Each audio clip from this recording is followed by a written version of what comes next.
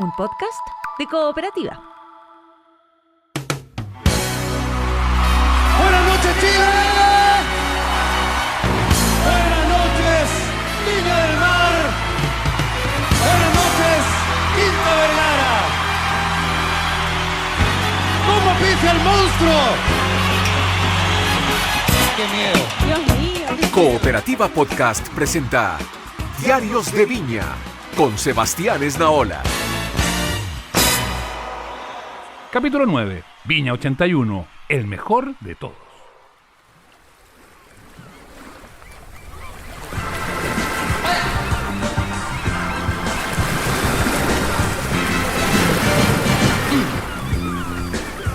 Mais c'est tellement nouvelle cette chanson française.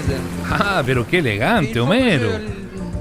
Je lis toutes les paroles parce que Julio Iglesias en francés. Le pone onda igual, ¿no? la mer ¡Toma! qu'on voit danser. Julio Iglesias en 1981 no solo llegó a presentarse a Viña, no señor.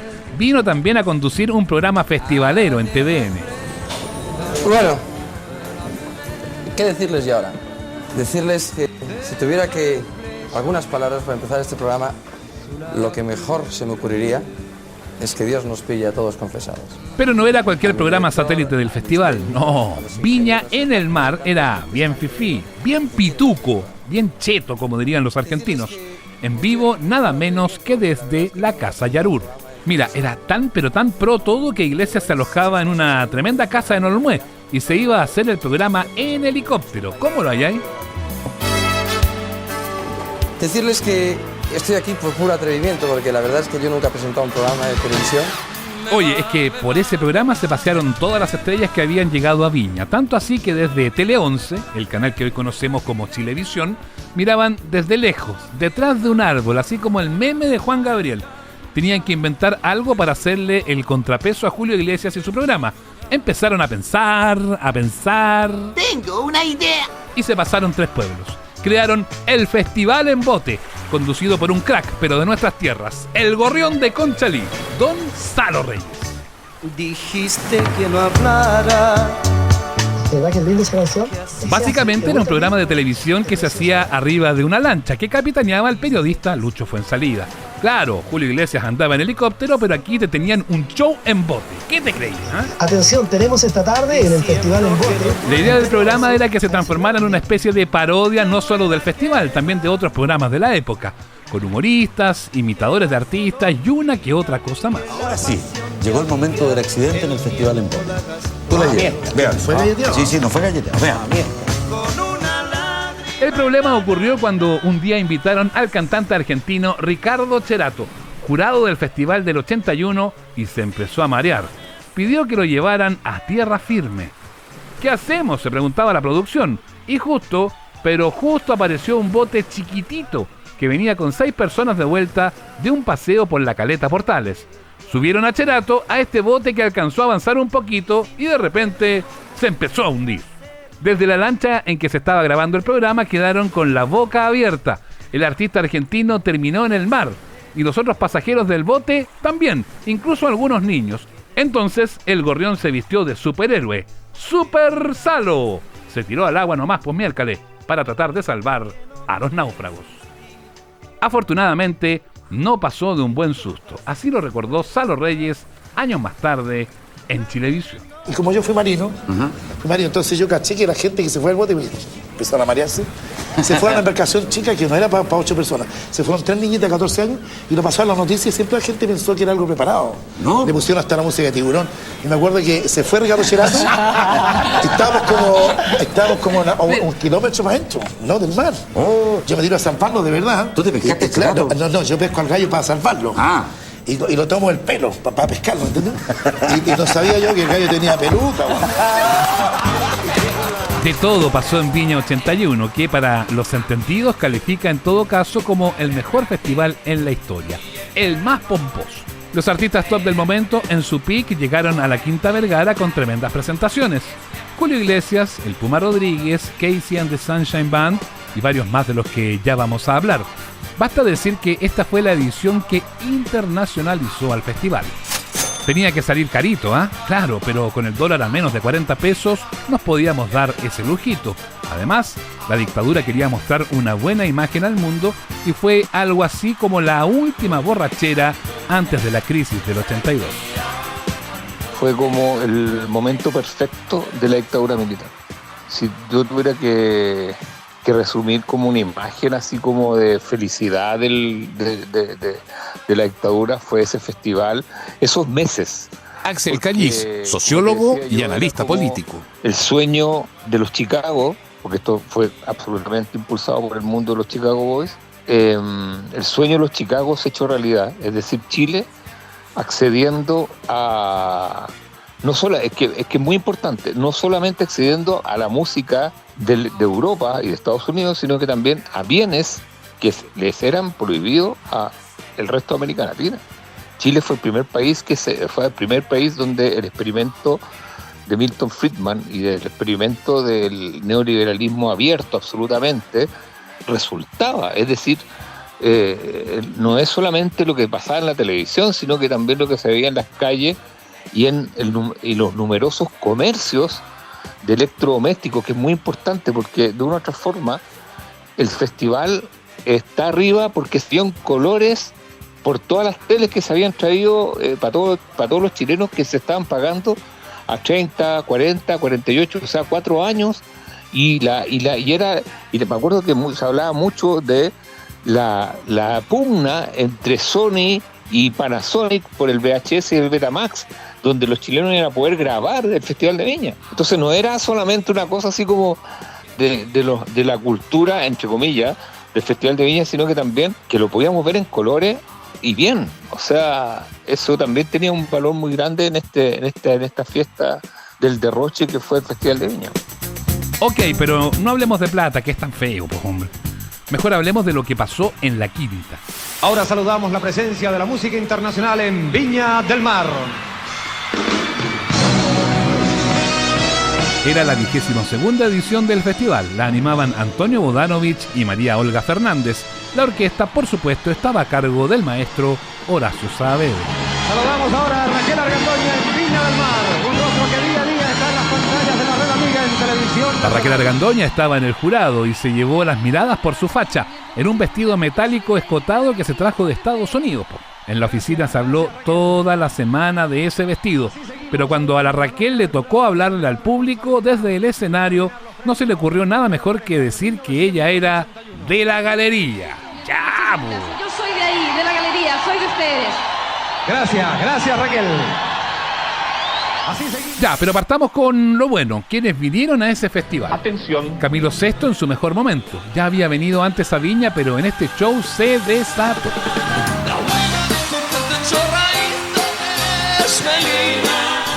No, te pasaste. Fue tan bueno el show de Camilo VI que se terminó quejando. No quiero molestar a nadie ni enturbiar ningún tipo de situación, pero creo que me dan muy poco tiempo. Me dan apenas 40, 45 minutos y realmente yo pienso que la gente de Chile se merece mucho más. Y la misma noche de Camilo VI se subió al escenario Casey and the Sunshine Band. Un lujazo. Estaban en su mejor momento por las nubes y se mandaron un conciertazo. O sea, imagínate, Camilo VI y Casey en su prime. Y les quiero dar las gracias. Ahora les voy a tocar mis canciones más populares.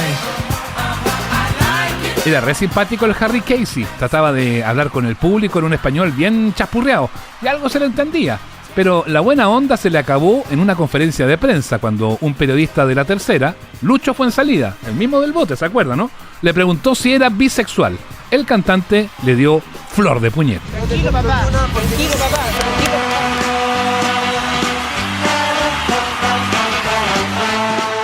Otro número internacional notable, Ray Conniff. Yo estoy muy feliz de volver a Viña y volver a Chile. A mi grande coro de Viña. 20.000 personas formaron una vez el coro del maestro Ray Conniff. Bienvenido, maestro. Ray Conniff era jurado y desde su asiento vio debutar en el humor al Happening con Ja, con su formación original y un tremendo éxito. En una de las secciones de esa presentación, el Manso Coro, dirigido por Jorge Pedreros, rindió un homenaje al músico con su pieza más famosa, Brasil. Y ahora, a pedido del público asistente a la Quinta Vergara y en innumerables cartas que nos han llegado, queremos rendir un homenaje al estilo happening a un gran músico que es Don Ray Conniff. Ray Conniff quedó medio descolocado, pero de repente se paró de su asiento y él mismo empezó a dirigir desde ahí al coro del happening. El recuerdo es de Gloria Benavides. Nos queda mirando, él miraba con su carita, su barbita blanca y todo, miraba con... Reaccionábamos igual. No, y lo más notable fue que, claro, y Jorge hacía de director y que se le salía el zapato volando y todas esas cosas, esas clases de comedia que eran tan divertidas. Claro. Y hacían y lo más notable es que Ray Conniff se para y empieza a dirigir al público. O sea, empieza a dirigir a que todos cantaran y nos dirigía a nosotros. ¡Qué hermoso! Dirigía al público. Fascinado.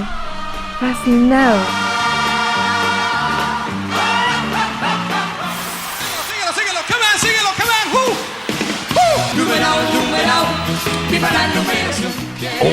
Uy, este sí que es Cagüín. La segunda noche se presentó el Puma Rodríguez, el mismo que años más tarde iba a decir la icónica frase: a veces hay que escuchar la voz del pueblo. Pero ya para el 81, el venezolano era una estrella en ascenso. Y dicen por ahí que este gallo no tenía mucha onda con Julio Iglesias, que había una rivalidad. Incluso se pelearon por quién salía antes al escenario en la jornada del cierre del festival. Puro ego. Al final, solo se encontraron en la quinta esa noche final. El español le dijo: solo me quedé aquí por ti. El Puma le puso color y le respondió: en cambio yo me quedé por Chile. ¡Toma! Tita Colodro fue productora de ese festival. Estábamos en el ensayo, le dijimos a todos los artistas que se quedaran al final porque iban a salir todos al final para agradecer y terminar el festival. Normalmente cada artista cantaba y se iba, no se quedaba, pero en esta oportunidad por primera vez iban a quedarse, creo que era noche, ya ni me acuerdo cuánto, pero se iban a quedar todos, entre ellos el Puma y el Julio Iglesias, que incluso dijimos, para que no hayan conflictos entre los más grandes, y los íbamos a nombrar juntos, iban a salir el Puma y Julio Iglesias, al mismo tiempo, para que no hubiera problemas de a quién privilegiábamos más. Bueno, llega el momento, los empiezan a nombrar, empiezan a salir todos, nombran al Puma y al Julio. Yo estaba al lado del Puma y no se movía el Puma porque no llegaba Julio. Y yo diciéndole al Puma: pucha, por favor sale. No, me dicen, mientras no llegue Julio no puedo salir, porque el compromiso fue que salíamos los dos. Yo le rogué hasta que él me dio tiempo para que yo bajara al camarín a buscar a Julio. Pero justo entra el Puma. Finalmente tuvo que entrar mientras yo buscaba a Julio. Lo encontré, lo agarré de un brazo y le dije: tienes que subir inmediatamente porque ya estás nombrado. Lo agarro hasta que finalmente sube, pero ¿qué esperaba él? Con su ego gigantesco, porque entró el Puma, lo aplaudieron. Él esperaba ser el último para que el público lo ovacionara. Él en el fondo no quería estar él no se comparaba con el Puma en cuanto a su fama y a la importancia que tenía como show. Él quería ser el más importante y por eso que él no salió. No es porque la ropa, ni que hasta inventaron que la camisa le quedaba grande, que se la estaban arreglando, no.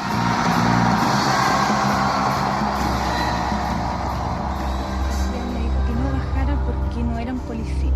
Entonces el hombre metió la mano por la ventanilla que le había bajado un poco el vidrio y empezó a golpearlo. Pero un detalle que no podemos obviar: el Festival del 81 estaba teñido por la tensión, por el miedo.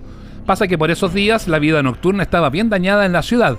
Era justo la época en que atacaron los conocidos psicópatas de Viña, 2 carabineros de la primera comisaría de Viña del Mar que en cosa de meses asesinaron a 10 personas. Y después de eso le dispararon. César Biernay, historiador y escritor de la saga policial Macabros. El caso de los psicópatas de Viña del Mar se desarrolla en la ciudad Jardín por el periodo de 15 meses, entre agosto de 1980 y noviembre de 1981, todos con los mismos elementos consignados en la escena del crimen, es decir, a parejas de enamorados, en horas de la noche, con baja luminosidad y en sectores apartados de la ciudad, tales como el Jardín Botánico, la Laguna Sausalito o bajo el Puente de Capuchinos.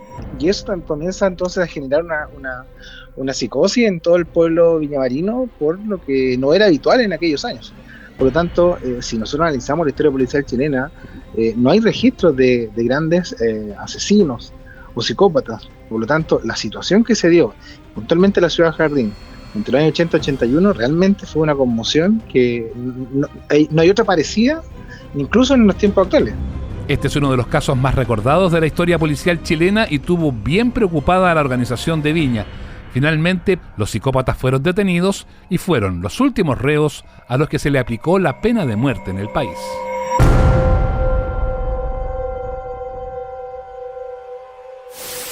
Todo cambia.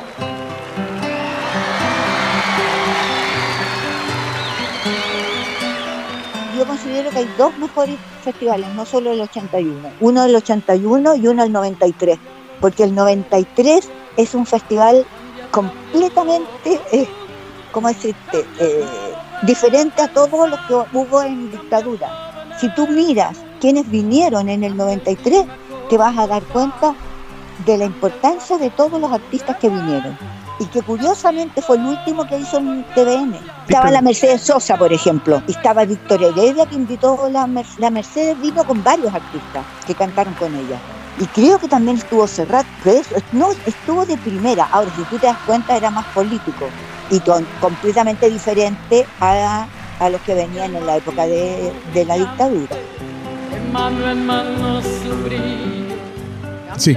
Lo que pasa es que esta nostalgia que existe con respecto a los festivales de los años 80, o principios de los 90, ¿cachai? Que tenían ciertas bandas que es icónicas, no tengo idea. Si tú empezás ya a ver el contexto, son bandas que en ese minuto no eran lo que eran después, ¿cachai? O sea, Faith No More no era en ese momento que cantó acá lo que terminó siendo. The Police tampoco. Entonces ahí se genera un factor que tiene que ver con la nostalgia y que lleva a las personas a evaluar determinadas versiones del festival como se vean así, ¡oh, mira quién vino! Sí, pero en realidad en ese momento no digamos que era ¡guau! Pero ese mismo año hubo artistas que realmente eran potentísimos, ¿cachai? Y los artistas que estamos mencionando musicalmente eran muy buenos, pero no eran las figuras que terminaron siendo después. Lo que me entrega eso a mí como dato es que es muy importante la capacidad de riesgo que se ponga frente a sobre todo ciertas posibilidades de artistas que se puedan traer. O sea, que tú estés apostando un poco en base a la calidad artística de alguien, que ese alguien que hoy día mide 10, en un par de años más pueda terminar midiendo 100. Y eso genera también parte de la historia, ¿ya? Entonces yo, un año específico no lo tengo en la cabeza, a pesar de que me lo he visto todo desde que nací. Y con respecto a esas versiones del festival que tú estás diciendo, la del 81 y otras de esa época, efectivamente eran grandes artistas los que venían. O sea, puede que algún artista en ese momento no haya sido el más conocido, pero era un gran artista. O sea, eso no hay duda de eso. Ya, pero sigamos porque la del 81 fue la primera vez que se presentó este diablo, Miguel Bosé, jovencito. Llegó a mostrar su desplante atlético y un show con notables coreografías. Esta presentación fue vital para su carrera y desató la locura. A 2026, Miguel Bosé es uno de los artistas que más veces ha estado en la Quinta Vergara. 10 veces se ha presentado. ¿Saben quién es? ¿La única que lo supera? Era una gotita, una sola gota. Pero de Gloria Benavides y con Gloria Benavides conversaremos en el próximo capítulo de Los Diarios de Viña. Diarios de Viña, con Sebastián Esnaola. Encuentra este y otros episodios en cooperativapodcast.cl. Suscríbete también en Spotify, YouTube o en tu plataforma de audio favorita. Una gotita.